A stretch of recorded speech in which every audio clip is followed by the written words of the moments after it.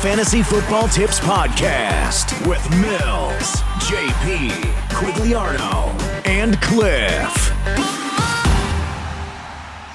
Hi, you're listening to the FantasyFootballTips.co podcast in association with Premier Punt, the home of daily fantasy football betting. My name is Mills and I'm joined on Skype this week by Quigliano and Cliff. Hello, gents. Hello there. All right, Mills. No JP this week, gents. We're on a bit of a rotation system at the moment. Thoughts on that? Quigliano, first of all, welcome back. Well, thank you. I'm glad you've missed me. Cutting out the dead wood, got rid of JP. I haven't listened to the podcast myself because I don't like to hinder my own game. But I feel that JP's been running riot while I've been away and it's offering some terrible tips from what Cliff's told me. Any truth in that, Cliff? I'm going to stick up for JP. JP's tips came true last week. He did well with his tips. It's nice to see that Quigliano's come back with his ego. Welcome back, Quigliano. Absolutely. His number one fan, Sushant, will be happy. Yeah, can we have a bit of background information on this? Talk to us, Mills. Well, he loves the God complex, doesn't he? Our friend Sushant. He came out last week with a lovely little tweet and a GIF with a picture of God walking on water. And he's been on again, and I don't know where he's getting these gifts from, but he's loving them. He's another one of, I think this one's Jesus creating. I'm looking at it now; it's incredible. It's magic actually. He's creating two fish from one, and he's just he's straight in the there. Feast of the 5,000 you're referring to. I think that's the one. Yeah, I mean, I'm obviously not too familiar with the New Testament. Well, Quigliano, still looking for Quigliano. He's saying if you've risen, please let me know. Should I stick with Ibra or switch to Kun? We'll talk about that later. But Sushant will be happy indeed. Quigliano, I will say, JP was in fine form whilst you were on your little sort of vacation from the podcast. Right, well, I'm imagining then, when I look at our mini-league, he must be... God, how many points must he have got this week? He must have jumped me by a mile. It's not happening for him, is it? Well, it's not, and there was only one man scoring big this weekend, and that was Quigliano. So it seems to me like you're talking a lot of hot air there, Mills. Well, I just want to, back up the man who's not here, and I think I've done that for you over the last couple of weeks. And let's be honest, Quigliano, I'm going to back you up.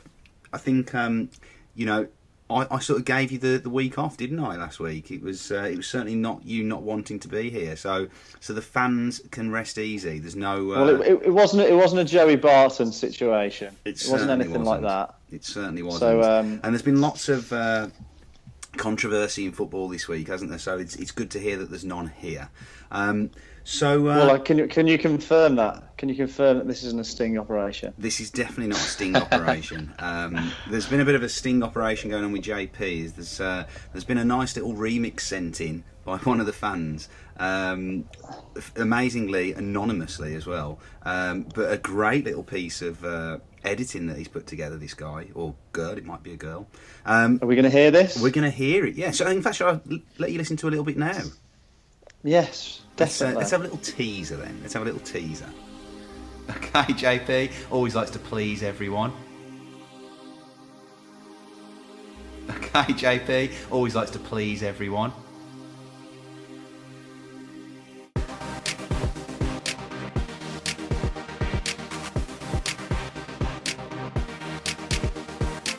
Absolutely, and rightly so, whichever side of the fence you sit on. Much love, thank you very much.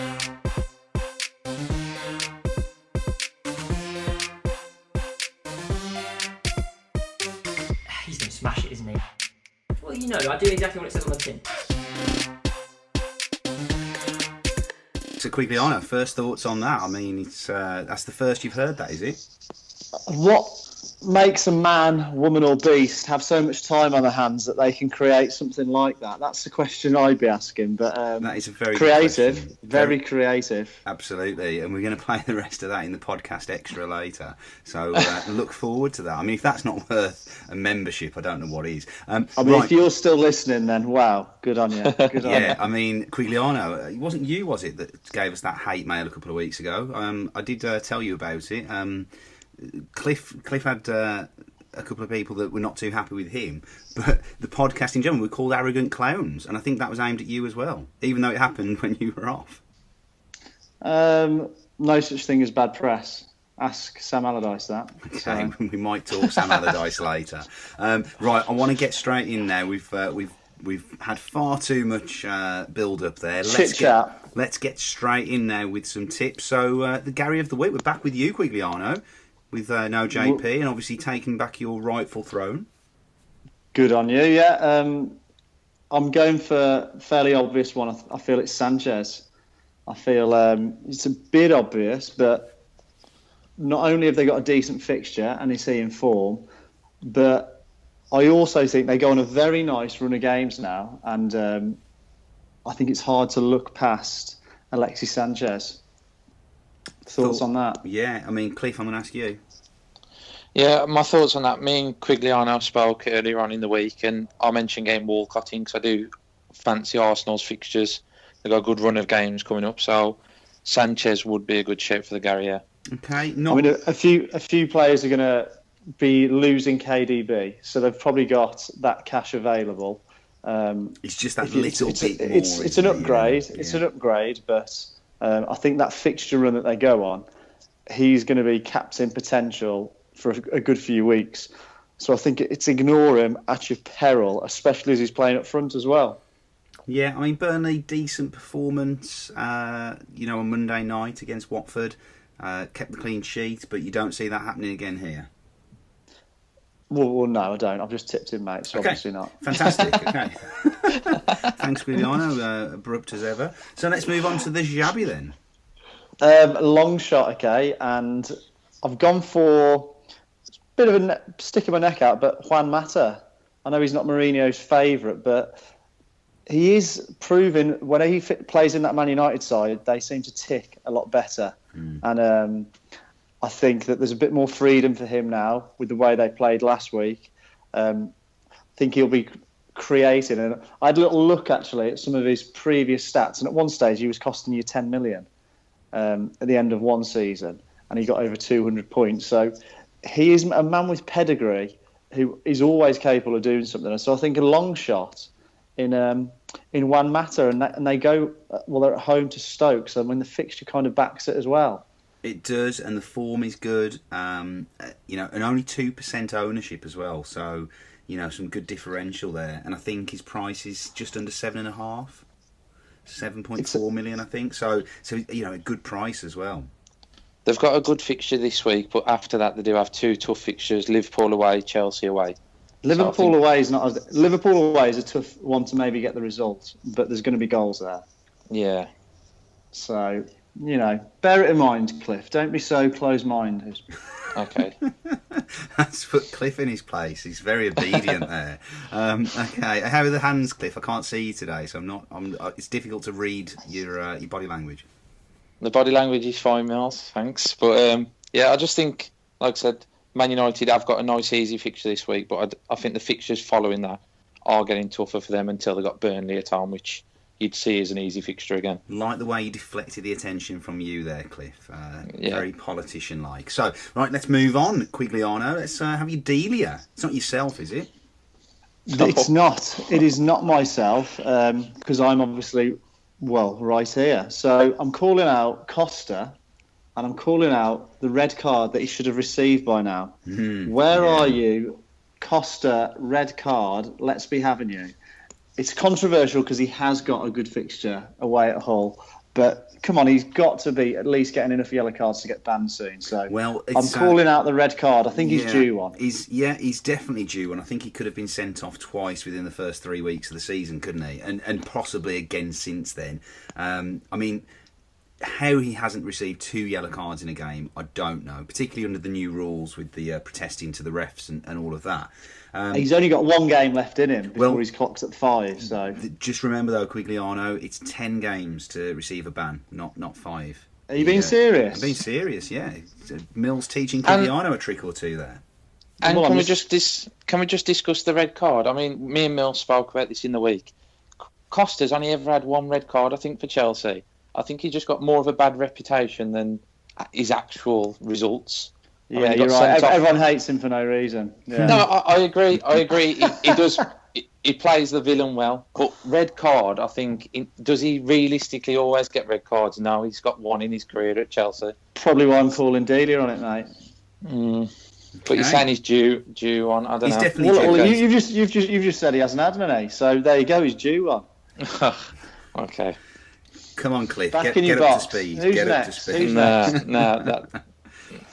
Okay, Quigliano. I liking what you're saying. I actually think Costa's going to have a good week this week. I think Hull have had a good start to the season, and I think they've capitulated over the last couple of weeks, and it's not looking great for them right now, I don't think. And yes, Chelsea have had their own slump, but I think this is the fixture where they get back on track.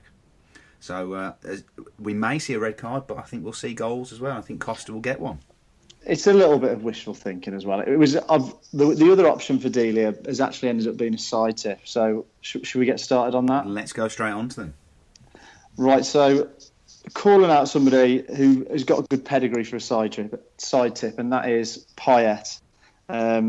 They've got a decent fixture this week. They are at home, and I think that it's going to be a game that everyone's going to wish they held him. They held him in their team. It's a bold we're going to fire through. It's a bold shout on the form. Yeah. Was that the other Delia, by the way? That was going to be a Delia, but I couldn't put it down because I think, as a side tip goes, I think Payet is worth potentially having in your team for this week. Quigliano's here again, predicting the turnaround in form, so getting early. Cliff's already mentioned his name, Theodore Walcott. A good fixture, a potential long shot, because you never know how much game time he's going to get. I think Arsenal looking solid going forward. He's a definite option. Matt, we've got to go for Liverpool players. You could actually double up in midfield, I feel, on Liverpool players. So I'm calling out Lallana, Mane and Coutinho. Not Firmino for his game time risk. Hazard's got to be a side tip with a straight swap with KDB. Okay, if you're looking to keep the team of similar standing, so maybe you want to get KDB back in later, Hazard is your man to sub in for. And the final side tip is a fullback in Bellerin. He's the most expensive defender, but he's actually, this week, he's chipped in with his points, and I think it's time to realise that he does offer more than just a clean sheet potential.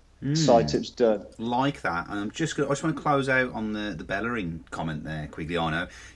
You put in one of our WhatsApp groups last weekend after the assist for Bellerin.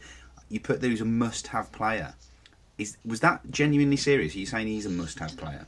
That was a little shot at somebody I know who subbed him out this week just before that. So it wasn't genuine in that respect. Yeah. But I actually think, again, Arsenal go on this nice little run where clean sheets, I think, will start to reappear.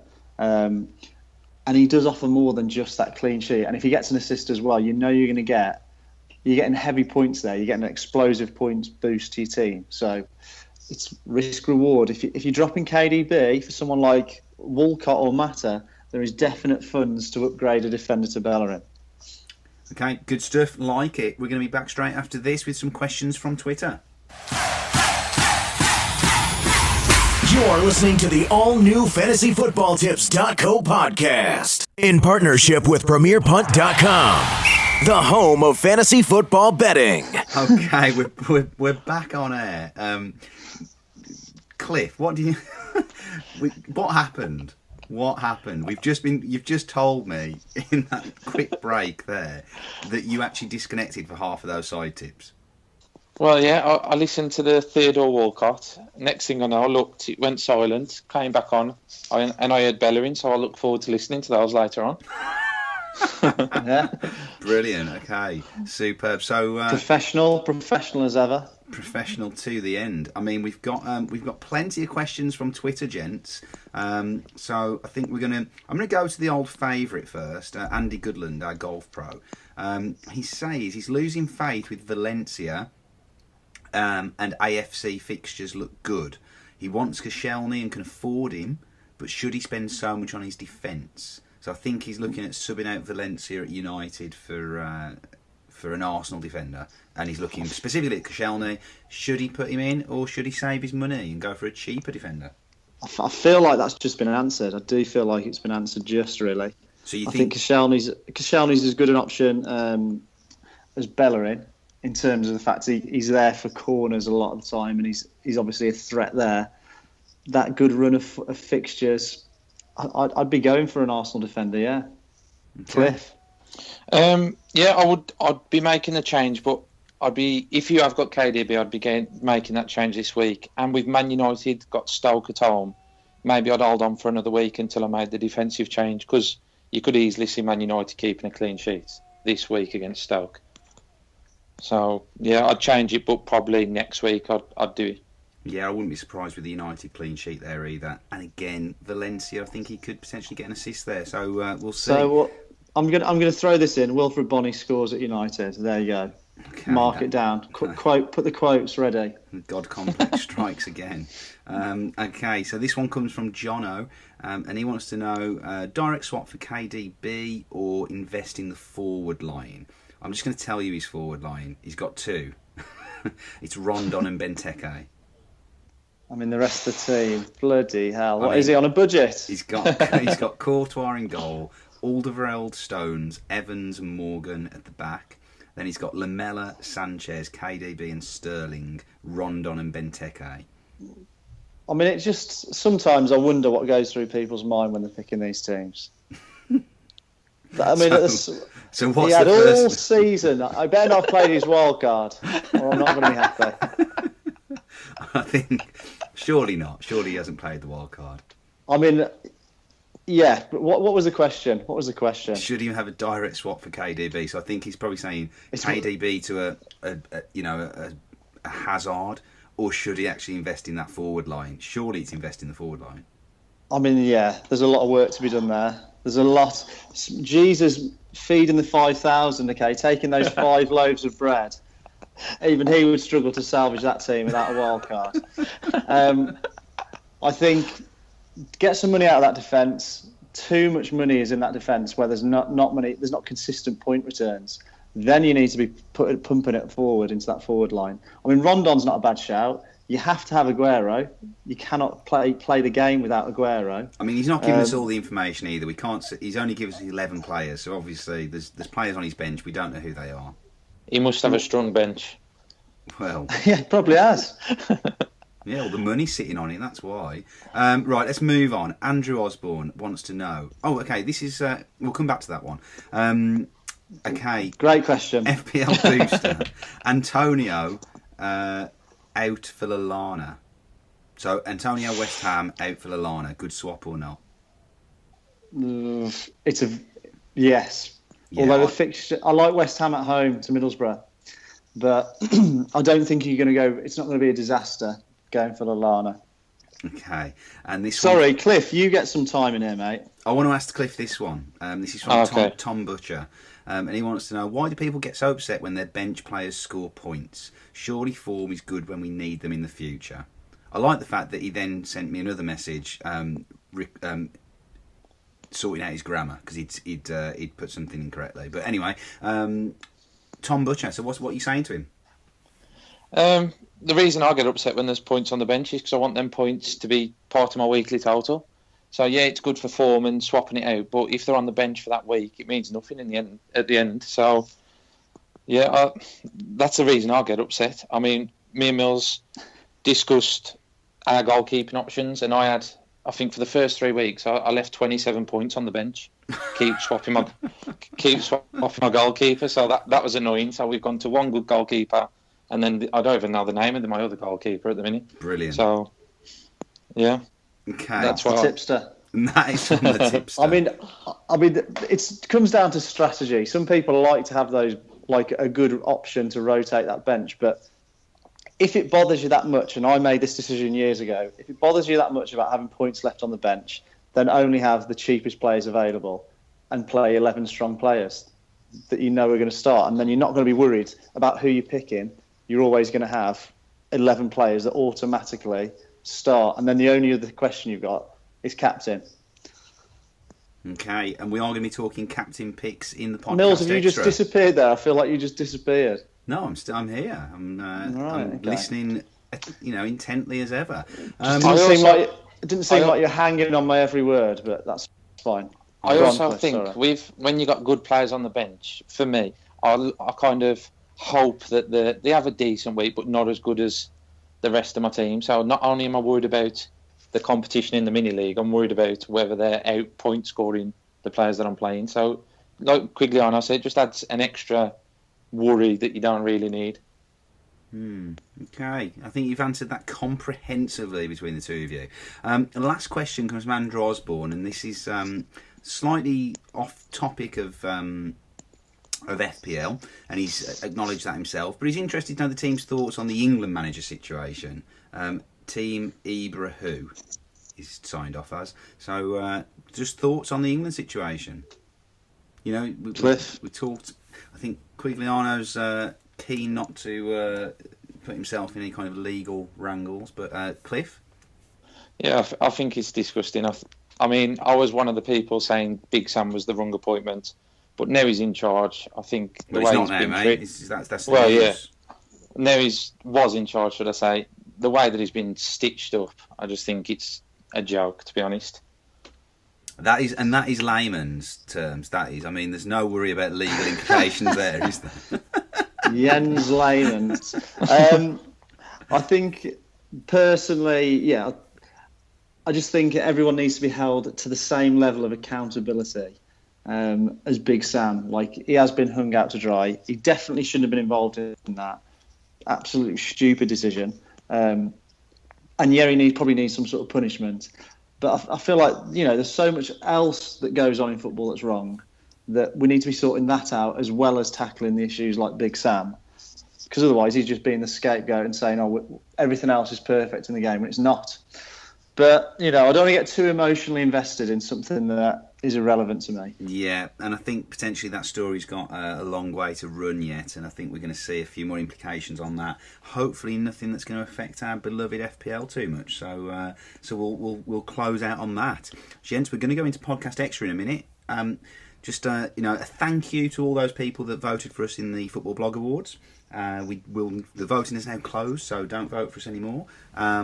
There's 1,000 people just waiting, and there's thousands just about to do it. But you left it too late. We did have a lot of votes, so thank you if you took the time to do that.